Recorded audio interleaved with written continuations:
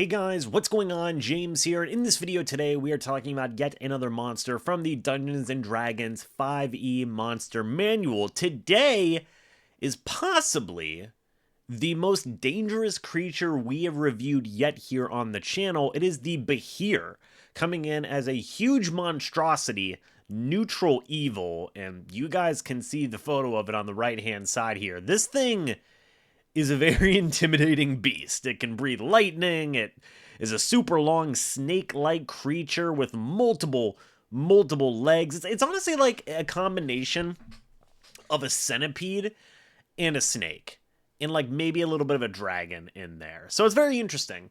These creatures mainly stay in their lairs in caverns. They are in places inaccessible to other creatures, favoring locations where would-be intruders would have to make a very intense climb to reach them. Deep pits, high caves and cliff walls, caverns reached only by narrow, twisting tunnels are really where these monsters like to have their lairs and really like to stay for the most part. One of the more interesting notes about this creature is in the Dungeons & Dragons Monster Manual, there's a section where it talks about foes of the dragons. In times long forgotten, giants and dragons engaged in seemingly endless war, which we may talk about that in a separate video. Storm giants created the first Behirs as weapons against the dragons, and Behirs retain a natural hatred for dragonkind. So these were creatures that were created by storm giants. Pretty cool stuff. And we'll talk about storm giants in a separate video, but these were created by stone giants, which is why you have lightning breath as one of their abilities, and really just the overall demeanor of what they look like makes sense whenever you figure out that, like, oh, they were created by storm giants. Okay, now that kind of checks out, right? But here's where it also gets interesting as well. Behirs retain a natural hatred for dragonkind. A Behir never makes its lair in an area it knows to be inhabited by a dragon. However, if a dragon attempts to establish a lair within a few dozen miles of a Behir's lair, the Behir is compelled to kill the dragon or drive it off. Only if the dragon proves too powerful to fight does a Behir back down, seeking out a new lair site a great distance away. So these things will be willing to fight or drive off dragons. Now, whenever we get into dragons later on in this series, we'll talk about what types of dragons a Behir could probably actually battle. But the fact that this is a creature that can actually go toe-to-toe with some dragons, it's pretty notable in my opinion. It really does make this a powerful, unique creature with its background, with its overall story that it has to it. It's definitely a little bit more flushed out than some of the other creatures that we've reviewed here. There is a creation point for this creature. There's a reason why this creature was created, and it has a purpose. Not just to live in life, right? But like, that is part of it, but also like it was originally created to be an enemy of dragons. It's pretty cool, in my opinion. But you take a look at the overall stats: an armor class of 17, 168 hit points, a speed of 50 feet normally, and a climbing speed of 40 feet.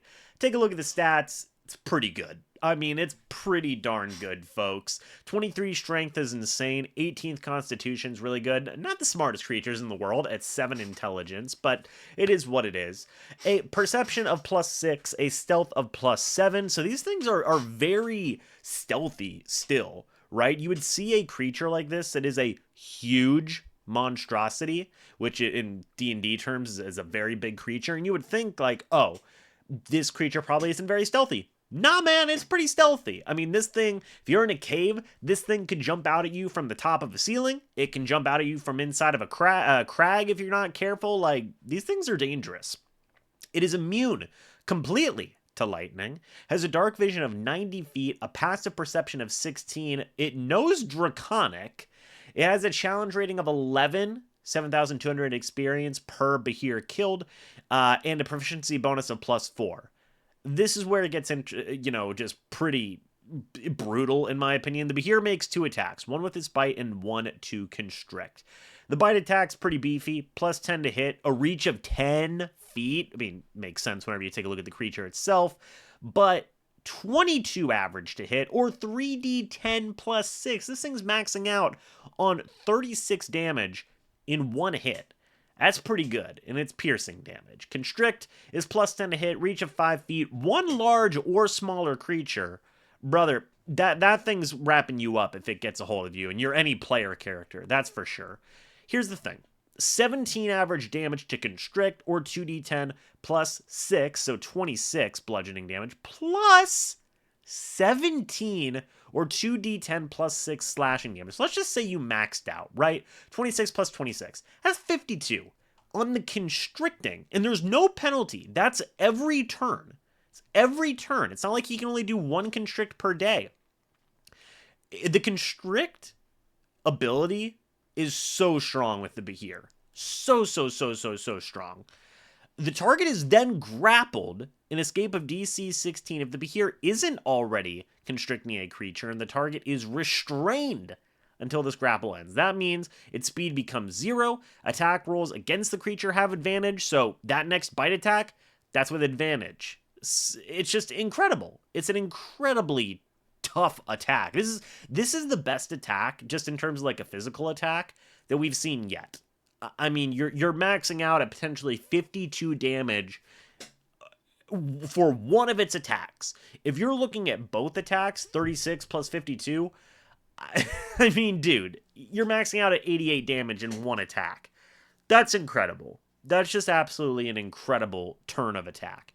It then has a lightning breath, recharge 5 to 6. The Behir inhales a line of lightning that is 20 feet long. Each creature must make a DC 16 dexterity saving throw, taking 66 on average, or 12d10 lightning damage, 120 max damage on a fail saved, or half as much, so 66 max on a success. That's insane. This one's... Dude, the Behir makes 1 bite attack against a medium or smaller target. It is grappling. If the attack hits, the target is also swallowed and the grapple ends. While swallowed, the target is blinded and restrained. It is a total cover against attacks and other effects outside the Behir, and it takes 21, or 66, for 36 max, acid damage at the start of the Behir's turns. A Behir can only have 1 creature swallowed at a time. If the Behir takes 30 damage or more on a single turn from the swallowed creature, the Behir must succeed a DC 14 Constitution saving throw. So if it succeeds, it saves, buddy, you ain't going anywhere. And then it can regurgitate the creature, falls prone in a space within 10 feet of the Behir. If the Behir dies, a swallowed creature is no longer restrained by it and can escape from the corpse by using 15 feet of movement, exiting prone. So you can get out of it if the Behir dies and you're still in its gullet, or whatever you want to call whatever all this is going on. You can get out. Man, this is the strongest creature we've reviewed so far. I mean, far and away. I mean, look, I love all the other creatures I love most of the other creatures that we've reviewed. But in terms of pure damaging ability and pure power, the Behir right now is king. And look, we've only gotten like 8 videos into this series so far. We're obviously going to see many more creatures. And I completely skipped over all the angels and stuff. I'll get back to those guys in separate videos. I didn't want to review like challenge rating 16s creatures yet here on the channel. I wanted to start off kind of slow, and then slow burn to those types of creatures. But like, dude, the Behir is kind of built different. I remember when I was reading about it, it reminded me of like a boa constrictor is the best way to put it. It's like a boa constrictor that breathes lightning, man. It's just such an intense monster. I don't even know where, like, would this make sense as a monster at the end of a campaign, right? I remember I played a campaign one time where an aboleth was the final big bad, or a big bad in the campaign. I don't know if you could do that with a Behir. It just seems like this is something where they just seem to have a lair, right? I don't it doesn't come off as like this, like it does come off as like this is a dangerous creature, but does it, just the way it is, right, with being in a cavern, being in a lair, does this really come off as like, hey, this is the, final boss of a campaign? Not really. I could see this being like a big fight in the middle of a campaign if your group is high leveled enough. But like final boss type thing, like in terms of power, like if you have like a, whatever type of group that's like close to its challenge rating, in terms of like its overall abilities, yes, it's strong enough to be a final boss. Maybe you could have something like, I know that there's a few D&D campaigns out there centering around like giants and storm giants and stuff like that. Maybe the Behir is something in that, but like this isn't something where it's like a village asks you, oh, there's a Behir, go take care of it. No, I don't even know if this is something where a city is like, oh, there's a Behir, take care of it. This is something to me like a Behir would be, is going to sound so weird, like a pet of a big bad guy, right? Like a Behir is like the pet of like a big boss, right? Is kind of how it comes off to me. Um, and I don't know, maybe that's just because of the look of the creature, but that's kind of the way I interpret it. What do you guys think? Do you think that you could craft a campaign around a Behir being the big bad guy? Because you're not going to work with storm giants, right? And you're certainly not really going to want to help out many dragons in the D&D universe. So like, what's the point of battling? Like, where do you get that story to battle a Behir? That's kind of where I'm kind of like losing the plot a little bit in my head. I appreciate, respect, and love its power and its just overall stat lines and abilities, and even the story that it has crafted.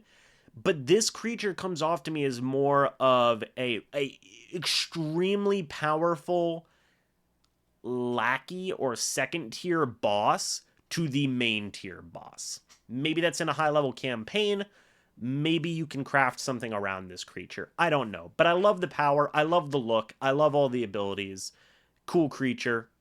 Probably right up there with the Aboleth in terms of the creatures we've looked at so far, in terms of just coolness factor. But what do you guys think? Let me know your thoughts and opinions about this down in the comments section below. I'd love to hear it. Thank you guys so much for watching this video. Hope y'all enjoyed. As always, guys, I'll be talking to you in the next video or the next live stream. But until then, and as always, guys, goodbye for now.